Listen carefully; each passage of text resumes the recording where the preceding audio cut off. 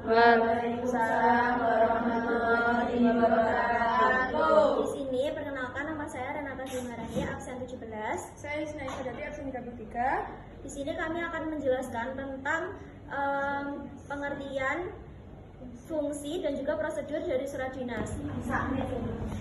Pengertian dari surat dinas. Surat dinas merupakan surat resmi yang dikeluarkan oleh suatu lembaga, instansi atau pemerintah yang berisi hal-hal penting mengenai administrasi dari suatu instansi pemerintah. Surat ini disebut resmi karena dikeluarkan langsung oleh suatu lembaga instansi pemerintah. Surat dinas ini juga disebut sebagai surat jabatan karena dikeluarkan oleh seseorang yang menduduki pejabat di suatu instansi pemerintah. Fungsi surat dinas yang pertama ada sebagai alat komunikasi resmi antar instansi seperti antar sekolah, antar dinas untuk mengirim surat pemberitahuan, laporan ataupun permohonan. Yang kedua sebagai bukti tertulis kegiatan kedinasan. Sebagai bukti tertulis bahwa kegiatan yang disebut di dalamnya memang benar-benar dilaksanakan. Contohnya surat tugas atau undangan rapat. Yang ketiga sebagai pedoman pelaksanaan tugas. Surat dinas dijadikan pedoman kerja karena isinya yang bisa dijadikan dasar untuk melaksanakan tugas-tugas tersebut. Yang keempat sebagai arsip dan dokumentasi. Surat dinas berguna sebagai arsip atau dokumen penting yang bisa disimpan dan dilihat lagi kalau suatu saat akan dibutuhkan kembali. Selanjutnya, di sini kita akan menjelaskan dan juga menyebutkan prosedur-prosedur dari surat dinas. Yang pertama yaitu kepala surat. Kepala surat merupakan struktur yang berfungsi untuk mengetahui identitas dari pengirim surat tersebut atau untuk mengetahui identitas perusahaan. Ini berfungsi untuk mengetahui atau memudahkan pembaca dalam mengetahui dari mana surat tersebut. Kepala surat ini juga berfungsi untuk sebagai bukti resmi dari surat tersebut. Isi dari kepala surat yaitu nama instansi, logo instansi dan juga alamat instansi. Dan juga ada tambahan kontak. Selanjutnya yaitu leher surat. Leher surat ini dibagi menjadi beberapa bagian. Yang pertama yaitu tanggal surat. Tanggal surat merupakan struktur yang berfungsi untuk mengetahui kapan surat tersebut dibuat. Jikalau sudah ada kepala surat, maka tanggal surat tersebut tidak perlu didahului dengan kota tersebut. Selanjutnya yaitu nomor surat. Nomor surat berfungsi untuk mengetahui kapan surat tersebut dikeluarkan. Kode surat berfungsi untuk mengetahui klasifikasi masalah yang akan dibahas. Selanjutnya itu tahun, berfungsi untuk mengetahui kapan surat tersebut dibuat. Selanjutnya yaitu lampiran. Lampiran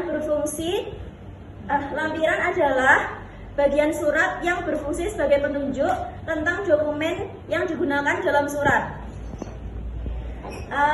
Jumlah lampiran di semua surat itu tidak sama, tergantung dengan kebutuhan surat tersebut. Contohnya seperti daftar harga, brosur, dan juga kurikulum vitae. Selanjutnya yaitu ada perihal. Perihal merupakan kata singkat dari masalah pokok yang dibahas dalam surat tersebut.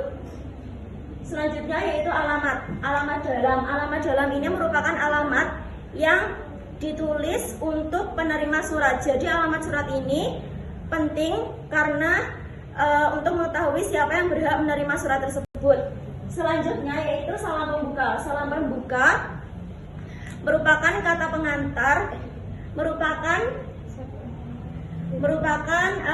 pendahuluan sebagai bentuk penghargaan di awal surat. Selanjutnya yaitu badan surat.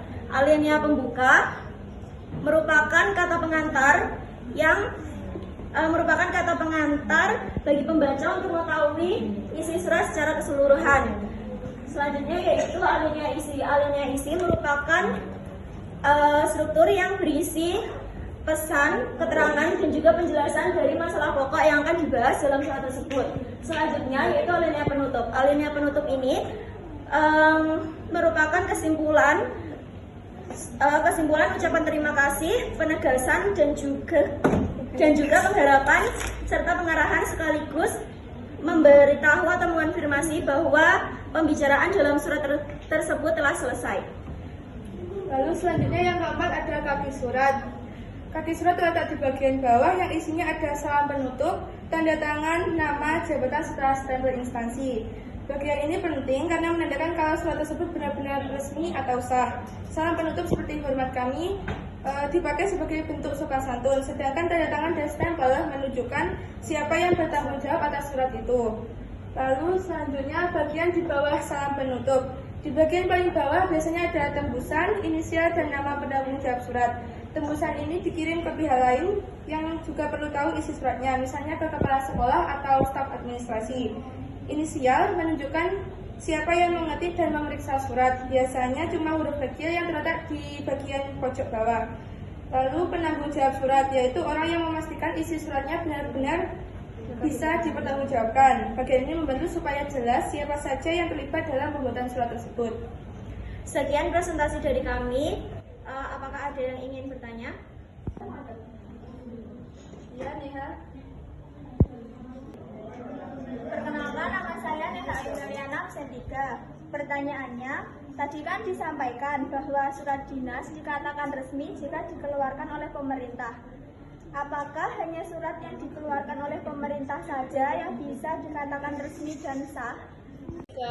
Baik, terima kasih atas pertanyaannya. Izin menjawab. Tadi pertanyaannya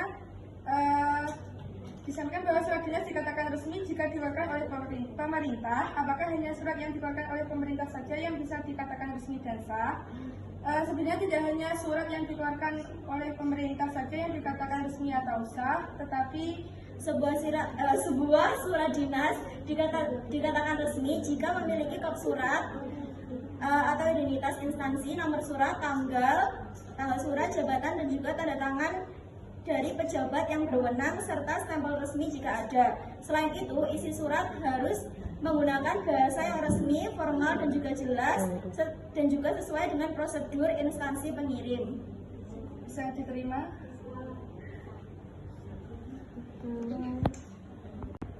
Sekian presentasi dari kami. Apabila ada salah kata atau perbuatan kami mohon maaf. Wassalamualaikum warahmatullahi wabarakatuh. Waalaikumsalam.